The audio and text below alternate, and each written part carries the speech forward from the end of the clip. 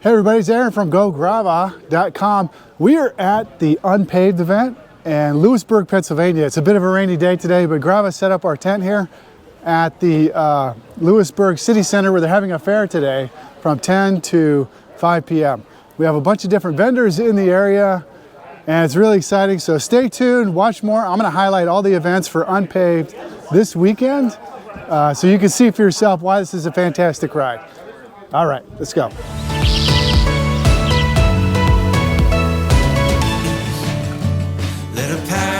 Begin to shadow.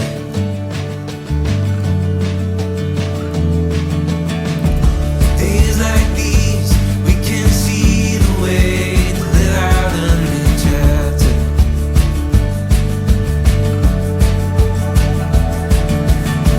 Tides come in our way as we move closer to a madness.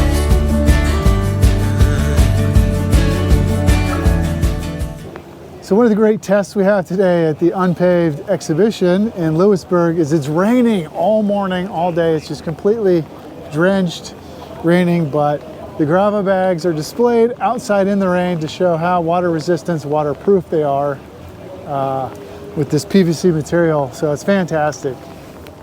And everybody's like stopping by and taking a look. So yeah, look at this. See that holds up well to the water? Just that fold over top, and same thing with the backpacking setup. You can see we just strap it to the back of the bicycle, fold over the top, and it's pretty waterproof. Frame bags for the more permanent setup here. Again, fold over top, it's waterproof. And then even though this canvas bag looks wet, there's a rubber layer on the inside to keep this dry bag nice and dry. So these two items are sold separately. You can buy just the top part to use your own dry bag, or we have our own canvas bags to use. And then we have two sizes. We have the extra large canvas bag. You can Velcro it inside your dry bag holder for the top. And we also come with a little strap if you want to wear it as a back, like a little side bag or something. Hey, somebody. I'm vlogging, you vlogging, me vlogging. Too many vlogs. And we got the whole thing, the whole setup here. Even put our backpack out in the rain. Grava RuckSack. Got my laptop in here, and guess what? Everything is dry. So even though it's a rainy day, it's a good chance for, or a good opportunity for me to show off our front handlebar bag that also can be worn as a hip pack with a still hip belt. And yeah, so even though it's raining, we're making the best of it. Talking to people, showing things off. Got the bike flight guys.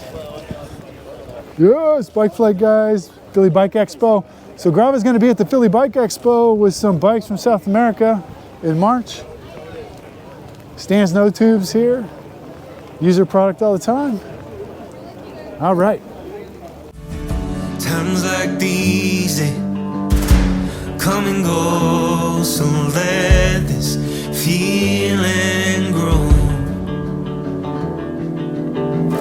Finally see what we've always known, so let this feeling grow.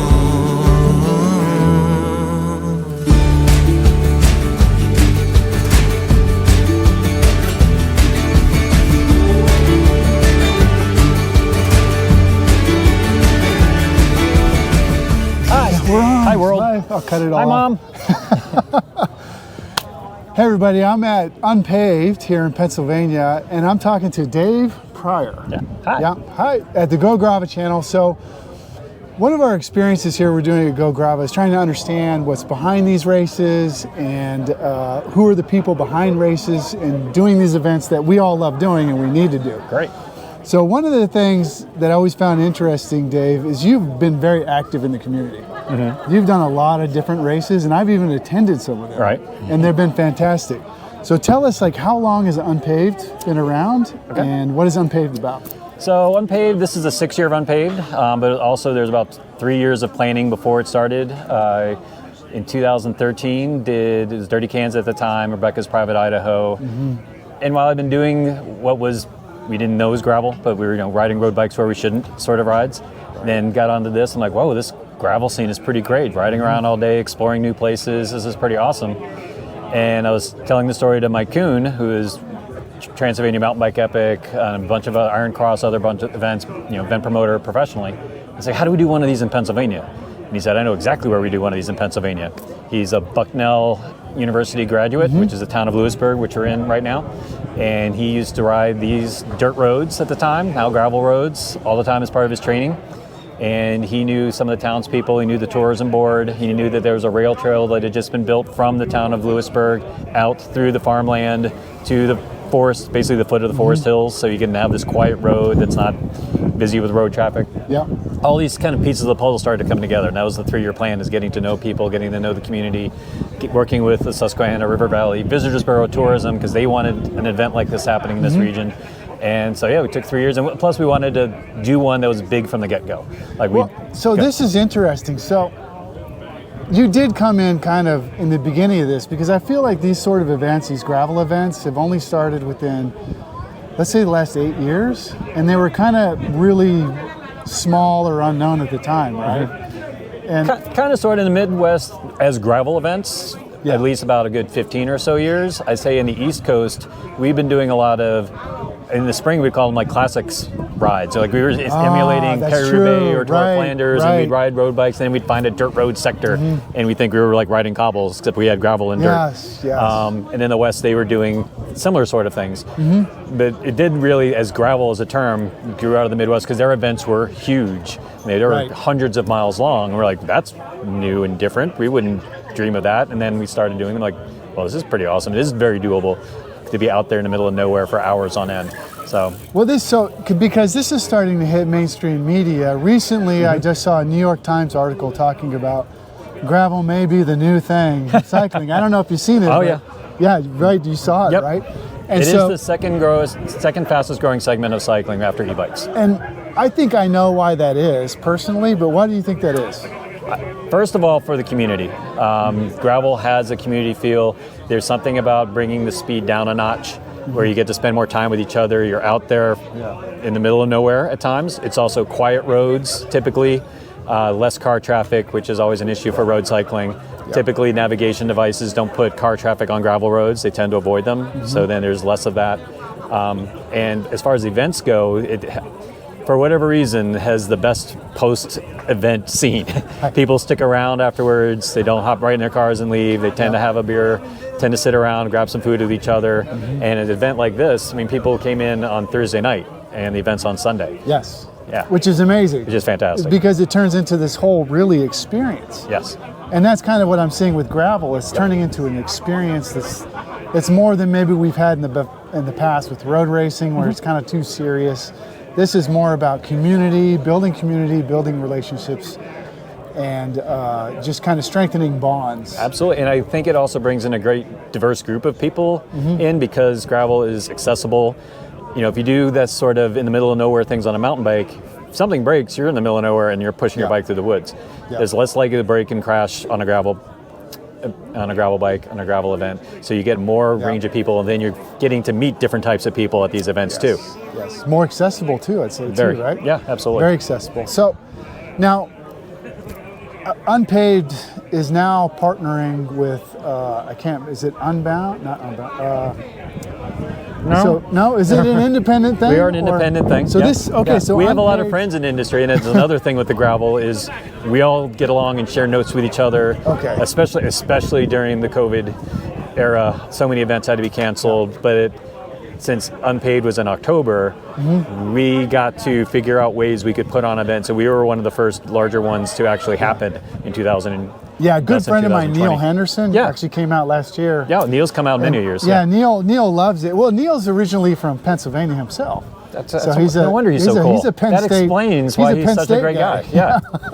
So yeah, Neil I'd never been out, and then once I started Grava, I was like, man, I got to come out and start supporting these. This Grava needs to be a company that's supporting these sort of efforts that are community efforts. Right. and things like And that. I think the community will support your efforts. So what you're doing with the Americas, I think people are that's going to click, and you're in the right group of People. potential customers, community, all of that to help those kind of things grow. Well, yeah, that's the problem I have when I come out and to these events and I'm talking. I can't stop talking. I start to lose my voice by the end of the night because I'm talking to everybody all Tuesday the time. when I go back to the day job, it'll be like, Yes. turn up the mic on the Zoom. So I have a question for you then, since so unPAved is another one of these events where I've seen other events where you can kind of really pick your level of fun, right? Oh, yeah. You're not timing the whole race if people want to be competitive. Yep. You're doing like a time segment Right. for it. So explain to anybody who doesn't understand what that is. Like, what is timed segments and what are the advantages of doing that? Sure. So time segments is one way to think about it, I think, for a lot of cyclists is basically official Strava. So as you do your ride and you point. know that's a segment of a thing that you've been trying to PR or KOM. Think of it that way. We have 4 segments of our course that we time versus timing 120 miles start to finish. Yeah. So the first 14 miles are ride your bike out to the Bald Eagle State Forest, and then at roughly mile 14, there's a 3-mile climb, and we time that. And then you go. Yep. You see the flags, you see a little warning sign that it's coming, and then you see it coming ahead, and then you hit go as you do that. Race up those 3 miles. Don't go full speed because that's just the start of the day. And at the top, you turn off the timer, you roll out, and there's a vista there, so you can stop there, regroup, have some water, fix something, or whatever you need to do, and you can relax again. And then the descent down from that climb is very fast. It's got some very tight turns, and when we used to time it as a whole race, people crash there all the time. We used to have ambulance rides coming out of that section. Oh, that's not good. So no. Once we did segment timing, everyone takes that corner quietly. Now we've given out 2 Band-Aids. Hopefully that stays the same. That's smart. Oh, That's yeah. We risk like that better. mitigation. Yeah. Yes. But once you get down from that descent, there's another time segment. So the next, I think 7 miles is a rolling section, not just a climb. It kind of goes up and down. So you get some speed up. You can treat it like a drag race. That section finishes, and boom, there's an aid station. When you get that aid station, you're not being timed. Stop, fill your water things to the top. If you did have change of flat, you can go grab a tube, maybe get all that set up right. You're taking care of yourself. Get back on your bike, ride another 10 miles to the next segment, and then go do that thing. So that way you can pace yourself, and you can stop with your friends. You can ride the whole thing with your friends, reach each other in the segments. The first year we did this, our women's winner from the previous year contacted 2 other women that she knew were competition and said, hey, let's ride this together. So they did. They treated it as a group ride, became great friends on it. They'd race each other on the segments, and they would go up to the aid station, and they had a picnic together. Yeah. And then they'd get back on their bikes, ride to the next one, and race again. It was fantastic. They had the best time. And so we did it starting with COVID to help mitigate aid stations, and we realized this is the best way to keep racing. Other events do it. Grinduro does it. A few other gravel events do it. It works really well for the East Coast too, because it keeps people from racing on the paved roads and blowing through stop signs. It's a much safer event for everyone. Yeah. And more enjoyable. I've seen people doing it more and more in different races, like on West Coast and stuff, and I think it's really smart. It's really smart. It's a safer way to do it. And it's great for where we are because we do have some busier roads. I've done Midwest events, and they do have 150 miles where you're not going to see an intersection or a stop sign. Yeah. Okay, that can be more of an open course racing. So I love how gravel events, each one's unique and different. Yeah. And so it's on the rider to go, oh, how am I going to do this one? So it gets more creative juices flowing. Or even plan which one they think they do better at. That's also and go that. harder. I'm going to have strengths to others. Yeah, true.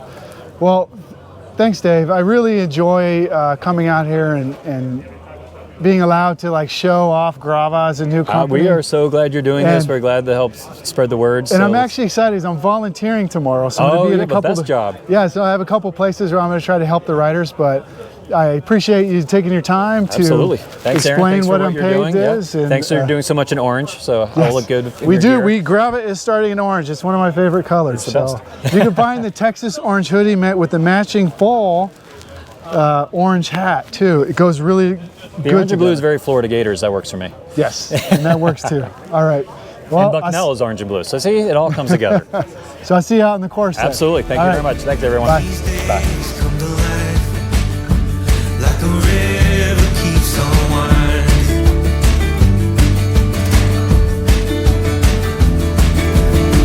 We know this is our time.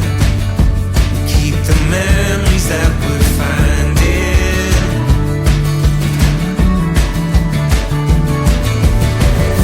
Times like these,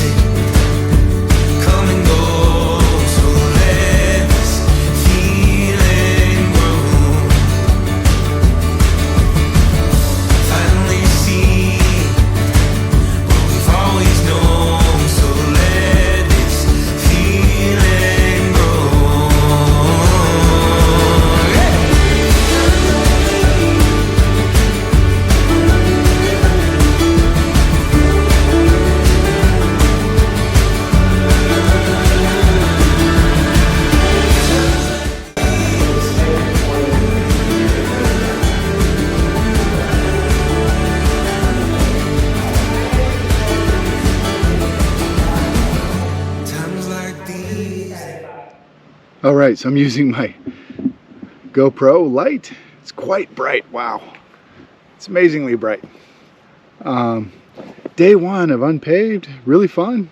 So this is Grava's third event displaying our stuff, and I'm camping out overnight Saturday night. So this is like unPAved is like a 3-day event.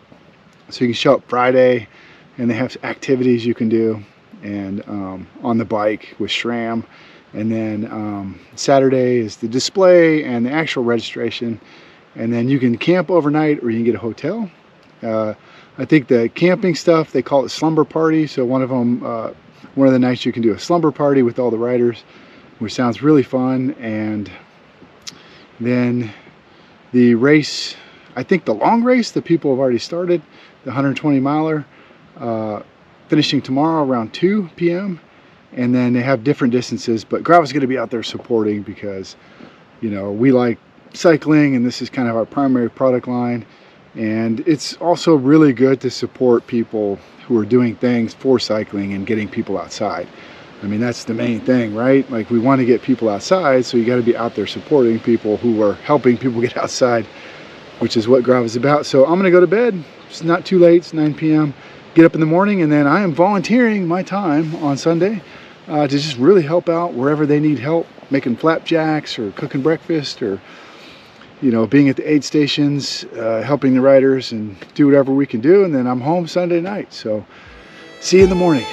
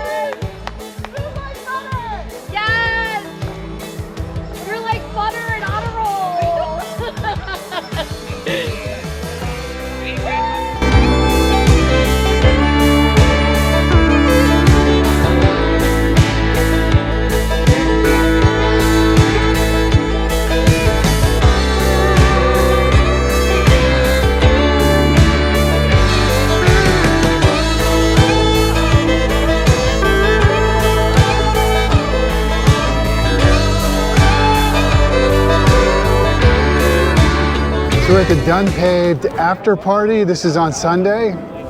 Everybody kind of gets together after they've done their 30 miles or 120 miles or 200 mile bike ride. And Grava was out today at one of the aid stations providing support and cooking hot dogs and hamburgers, and it was really a great experience.